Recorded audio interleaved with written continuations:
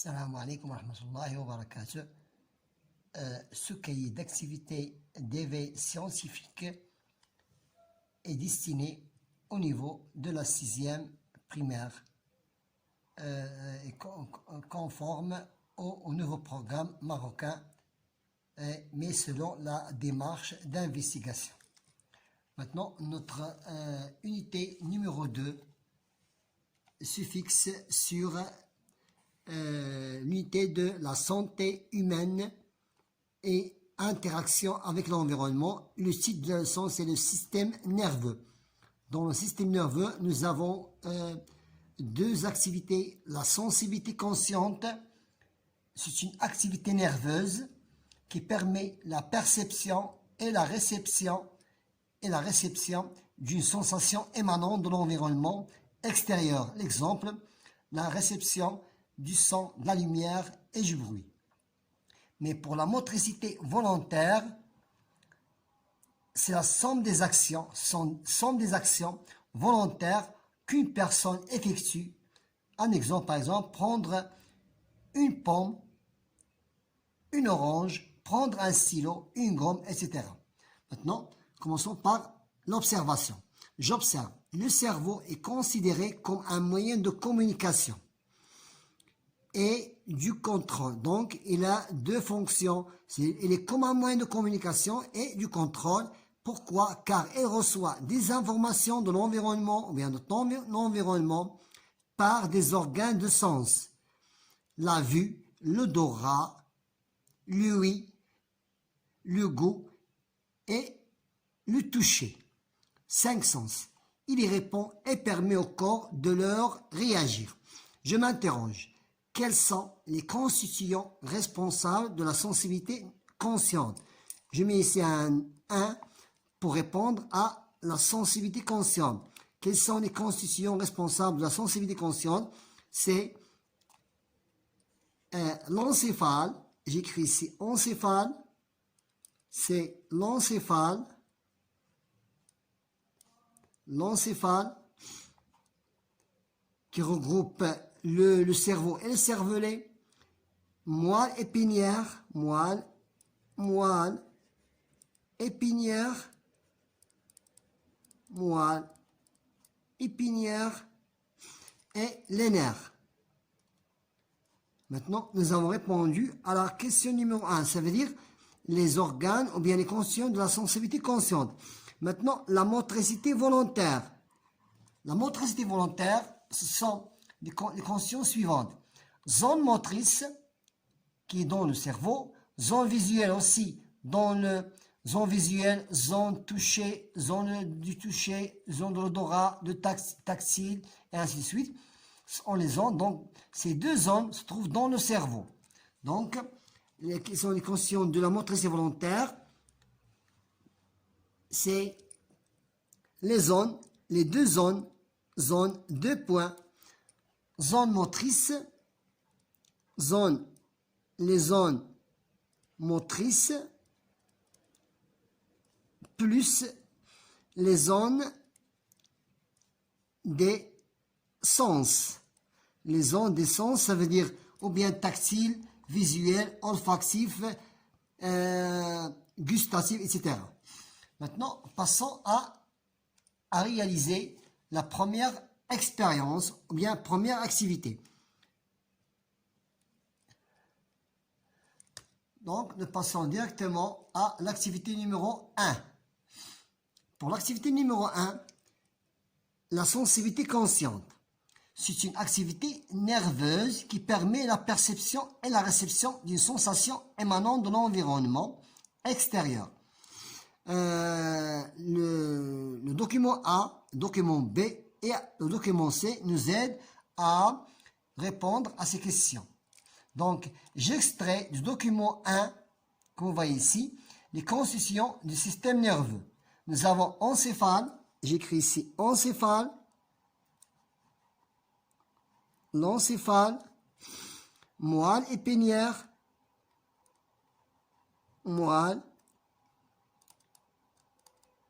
épinière et nerfs. Maintenant, à partir du document numéro 2, voilà, ce petit texte, nous devons, à l'aide de ce petit texte, de ce petit document, nous devons répondre à la question numéro 2. Avant de répondre, je dois lire le texte. Vous étiez assis dans votre chambre, appuyé sur votre main droit. Sur votre main droit. Soudain, votre frère aîné passa à côté de vous et marcha sur le doigt. Et marcha, je vais souligner, marcha sur le doigt de votre main avec son pied et cela vous faisait hurler dessus à cause de la forte douleur que vous ressentiez. Maintenant, nous passons à la question. À partir du document numéro 2, j'identifie l'organe sensoriel qui me permet de ressentir la douleur. L'organe sensoriel, ça veut dire ou bien la peau, ou bien l'odorat, ou bien la langue, l'œil, l'oreille, puisque c'est la douleur, donc c'est la peau. C'est la peau. C'est la peau. La peau, c'est l'organe sensoriel qui me ressentit la douleur. J'identifie maintenant le stimulant. J'identifie le stimulant et son récepteur. Je prends ici, j'écris ici numéro 1 et numéro 2. Je dois répondre à ces deux questions. J'identifie le stimulant. Le stimulant qui concerne cette expérience, le stimulant qui constitue cette expérience, c'est le fait de marcher sur le doigt. Donc, le fait de marcher sur le doigt, c'est la réponse à la première question. Donc, c'est marcher, c'est le fait de marcher sur le numéro 1. Pour répondre à la question numéro 1, c'est le fait de marcher sur le doigt. Ça, c'est le stimulant. C'est le stimulant. Maintenant, pour répondre à son récepteur. En récepteur, c'est pour j'identifier le stimulant et son récepteur, le fait de marcher sur le doigt de la main. Qu'est-ce qu'il va exercer? Son récepteur qui a reçu cette douleur, c'est la peau. Le récepteur, c'est la peau. La peau qui a reçu cette douleur. Maintenant, je déduis la nature de la sensation perçue. Puisque j'ai ressenti une douleur par le moyen des 5 sens, ou bien de la peau ici, donc c'est une sensibilité, c'est une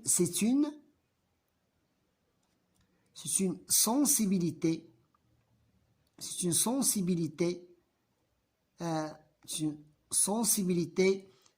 consciente. C'est une sensibilité consciente. Se fait à l'aide des 5 sens. Maintenant, passons maintenant aux deuxième activité qui concerne la motricité volontaire. L'homme en face voit un crayon sur la table, veut le prendre. Je vais souligner le verbe vouloir. C'est une volonté. Veut prendre le stylo. Son système nerveux doit mettre la communication entre les organes et de son corps. Je classe par ordre les organes impliqués dans le comportement de prendre un stylo. Premièrement, les organes qui sont impliqués dans le comportement de prendre un stylo. Maintenant, le stimulant.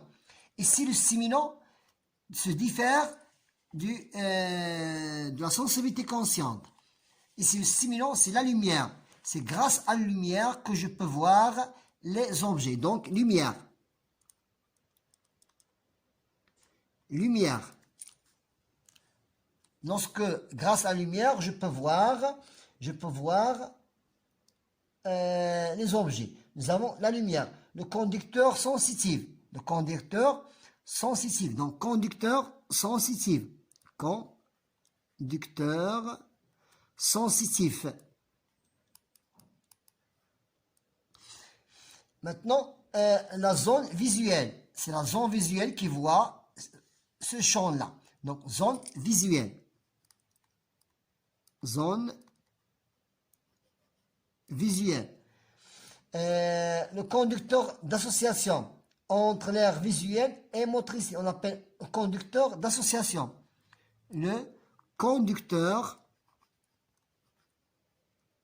d'association. Le conducteur d'association et le conducteur moteur. Et le conducteur moteur. Le conducteur moteur et à la fin les muscles. Et à la fin les muscles qui doivent prendre le stylo. Muscles. Je dois terminer avec les muscles. Maintenant, j'indique par des flèches sur ce schéma le trajet que suit le message nerveux. Je commence par zone, je commence par là, genre, je reprends. J'indique par des flèches sur ce schéma le trajet que suit le message. Premièrement, j'ai vu le stylo. J'ai vu le stylo. Ce stylo va se diriger vers la zone visuelle. Voilà. Il doit se diriger vers la zone visuelle. Et après la zone visuelle, elle passe directement à la zone motrice qui est responsable. Et maintenant, elle doit descendre dans la moelle épinière. Elle doit descendre dans la moelle épinière. Dans la moelle épinière, passer dans les nerfs. Elle doit passer dans les nerfs. Voilà. Elle doit passer dans les nerfs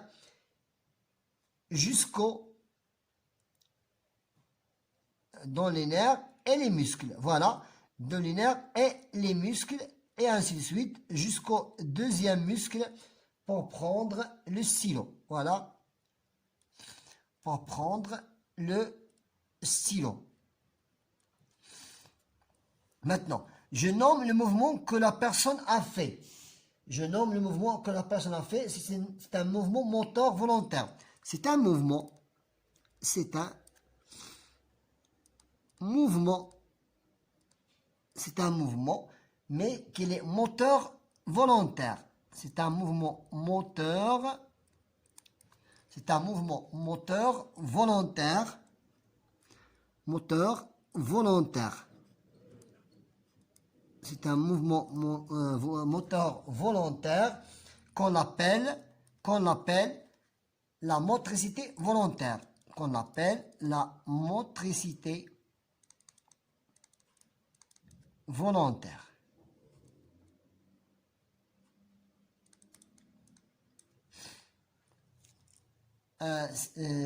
Donc, on a terminé avec ces deux activités. Bon courage.